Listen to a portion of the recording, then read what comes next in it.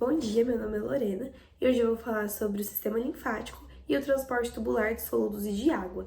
Basicamente, esses dois temas que eu vou abordar hoje no contexto da fisiologia, eles vão meio que se resolver ao mesmo tempo, que é como o nosso corpo ele vai definir a quantidade de líquido que vai ter no nosso organismo. Então, primeiramente, eu vou falar do sistema linfático e depois eu vou falar do trajeto, do transporte tubular dos rins. Primeiro eu vou começar, com o sistema linfático, como eu havia dito, e por que ele existe. Então, basicamente, os capilares que estão no nosso corpo todo, eles vão sair um pouco de líquido mais do que vai voltar. E além disso, algumas proteínas que também saem do plasma, que é o nosso sangue, eles vão escapar e vão ficar no interstício. E elas não conseguem voltar para esses capilares porque elas são muito grandes. Então, se isso ficar acumulado, o tecido ia inchar e a gente ia gerar um edema, que a gente conhece, Então, em poucas horas isso poderia ser muito grave. Então, o sistema linfático, ele basicamente vai ser a rota alternativa desse líquido, que é o único caminho que as proteínas perdidas maiores, tem para voltar para a circulação do nosso corpo. Isso vai funcionar da seguinte maneira: os vasos linfáticos, eles são como tubinhos espalhados no nosso corpo todo. Então, basicamente, as células das paredes deles, elas vão sobrepor como uma porta de mão única. Quando o líquido se acumula de fora e empurra essas bordas, elas vão se abrir e deixa o líquido entrar. Mas a pressão de dentro não deixa com que essa porta se abra novamente. Ou seja, isso vai evitar o refluxo e vai evitar, também que não tenha um caminho só. Então, vai garantir aí um fluxo direto, numa direção só. E como que essa linfa vai se mover, Vão acontecer dois fenômenos, dois mecanismos para que isso aconteça. Então, primeiro, quanto maior a pressão do líquido nos tecidos, mais líquido é empurrado para dentro dos vasos linfáticos. Então, vai acontecendo uma questão assim de demanda. Então, quanto mais líquido, E vai ter uma válvula de segurança contra o edema. Então, pode aumentar a drenagem até 50 vezes. E a segunda opção é que os vasos linfáticos maiores têm válvulas e músculos nas suas paredes, Então, quando o segmento ele se enche, ele vai contrair e empurrar essa linfa para frente. E as válvulas vão impedir, o refluxo, como eu havia dito. E esses movimentos próprios do corpo, como a contração muscular, ajudam a empurrar essa linfa. Então, a função final do sistema linfático, ela é bem fácil e é bem resumida.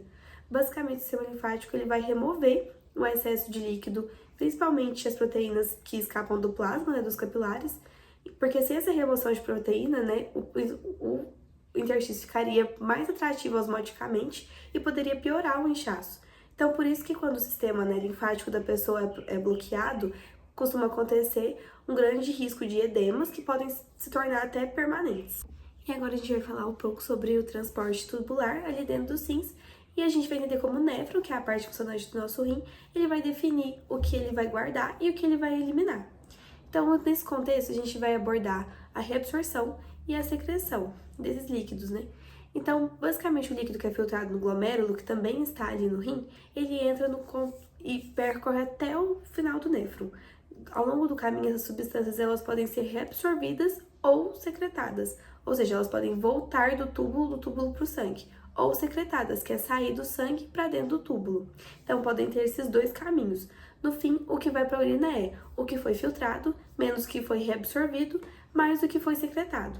E a reabsorção, ela vai ser seletiva. Então, por exemplo, a glicose e os aminoácidos, elas são quase 100% reabsorvidas, enquanto a ureia e a creatinina são geralmente, não são reabsorvidas, elas são eliminadas ali na urina, fazem boa parte da nossa urina, E o motor de tudo, de todo esse processo que vai acontecer, é uma bomba de sódio. Então, quase tudo que acontece dentro do túbulo vai depender de uma bomba na membrana da célula, que é voltada para o interstício.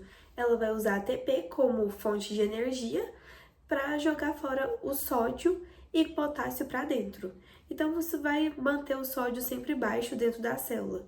Essa concentração ela vai criar uma baixa sucção, então o sódio que está dentro do túbulo ela vai levar a célula naturalmente e vai seguir esse gradiente. E esse movimento de sódio ele vai usar como uma carona para outras substâncias conseguirem fazer essa mesma direção. Então, quando o sódio entra levando outras substâncias na mesma direção, isso é um cotransporte. Então, é assim que glicose e aminoácidos são absorvidos.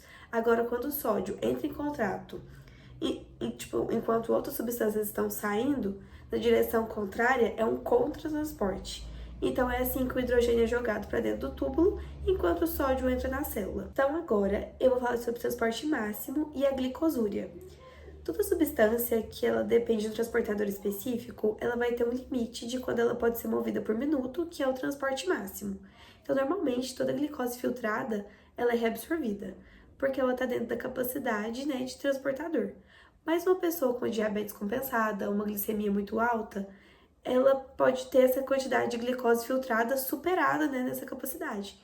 Então, a partir desse limite, essa glicose que vai sobrar, ela vai ficar no túbulo e vai para a sinalina, que é a glicosúria, que é a presença, né, de glicose ali na urina. E é um achado clássico, né, de pessoas com diabetes.